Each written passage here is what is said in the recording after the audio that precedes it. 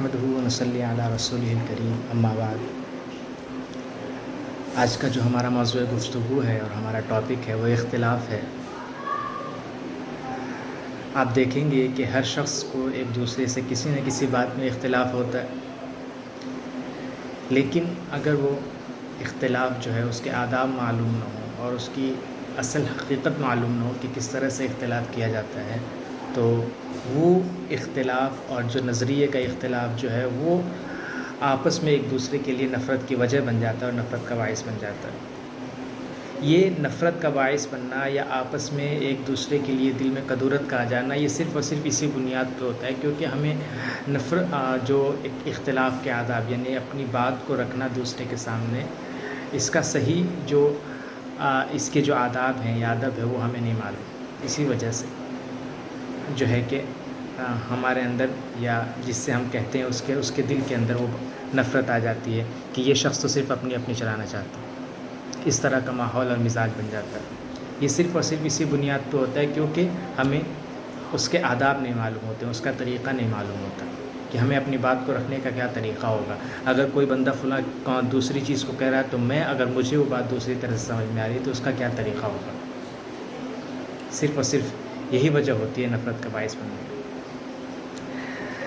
اور ایک چیز اور ہے کہ یہ جو اختلاف ہے یہ کبھی ختم ہونے والی چیز نہیں ہے۔ جب تک دنیا ہے تا قیامت یہ اختلاف ختم نہیں ہو سکتے۔ حضرت مولانا مفتی تقی عثمانی صاحب اپنے والد صاحب کے حوالے سے بیان کرتے ہیں اور بہت ہی اہم بات اور مطلب قابل غور بات بیان کرتے ہیں۔ کہتے ہیں کہ یہ اختلاف ختم نہیں ہو سکتا۔ اگر اس کو ختم کرنا ہے تو دو ہی طریقہ ہے۔ ایک طریقہ تو یہ ہے کہ یا تو سارے کے سارے بیوقوف ہو جائیں، دنیا میں کوئی عقل مندی نہ رہے،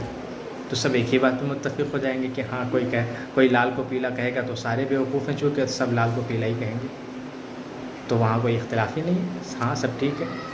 یا پھر یہ دوسری چیز کہ انسان کے اندر امانت داری ختم ہو جائے، دیانت داری جو ہوتی ہے وہ دیانت داری اور امانت داری انسان کی ختم ہو جائے، یعنی سب جو ہے جھوٹ پر متفق ہو جائیں کہ ہاں یہ چیز صحیح ہے، تو اب وہ جھوٹی چیز ہے، حالانکہ دن کو رات کہنے پہ اگر سب متفق ہو جائیں تو اور سب جھوٹے ہوں تو پھر کوئی مسئلہ ہی نہیں ہے۔ کوئی کیوں کہے گا کہ بھائی رات کو دن ہے۔ اس طرح کے مسائل اگر یہ دو چیزیں ہو جاتی ہیں تو کسی طرح کا کوئی اختلاف باقی نہیں رہ جاتا۔ لیکن جب تک عقل ہے اور جب تک دیانت داری ہے تو اختلاف رہے گا۔ عقل چونکہ سب کی الگ الگ ہوتی ہے، عقل کا معیار الگ ہوتا ہے، ہمارے نظریات الگ ہوتے ہیں، تو اس وجہ سے اختلاف ہوا کرتے ہیں۔ لیکن اختلاف جب طول پکڑتا ہے تو فرقہ واریت بن جاتا ہے۔ آج ہم اس چیز کو سمجھیں گے کہ کہاں تک شریعت جو ہے کسی چیز کو جائز کہتی ہے اور کس درجے کے بعد جو ہے شریعت اس چیز سے منع کرتی ہے اور اس چیز سے رکنے کو کہتی ہے۔ ایک چیز ہوتی ہے اختلاف کے آدمی ایک چیز میں دو نظریے ہوں الگ الگ انسان کے، اور دونوں کیا بولتے ہیں اپنے اپنے نظریے پر قائم ہوں۔ ایک چیز ہے مثال کے طور پہ اس میں دو کلر ہوں یا تو اس میں سے ایک شخص جو ہے اس کو ایک ہی کلر سمجھ میں آتا ہے کہ ہاں یہ پورا ایک ہی کلر کا ہے، اور دوسرا شخص جو ہے اس کو دوسرا ہی کلر سمجھ میں آتا ہے کہ نہیں یہ پورا جو ہے دوسرا کلر کا ہے۔ مثال کے طور پہ گرین اور ریڈ کو ہم فرض کر لیتے ہیں کہ ایک چیز میں گرین اور ریڈ دو کلر ہیں،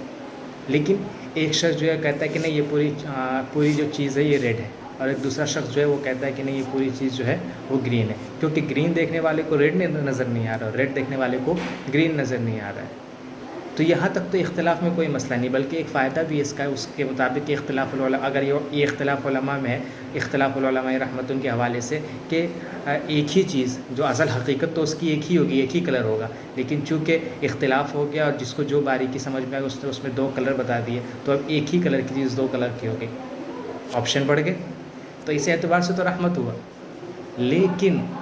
یہاں تک تو جائز ہے، اس کے اوپر اگر ہم جاتے ہیں اور اگر یہ کہنے والا ریڈ کہنے والا یہ کہے کہ نہیں تم بھی ریڈ ہی مانو، اگلے بندے سے کہے کہ نہیں تم بھی ریڈ ہی مانو، یا گرین دیکھنے والا یہ کہے کہ نہیں تم بھی گرین ہی مانو، ریڈ اس میں کوئی چیز نہیں ہے، تو یہ جو ہے فرقہ واریت کی پھر بو آنے لگتی ہے۔ اس میں اختلاف ہونا کوئی مسئلہ نہیں ہے،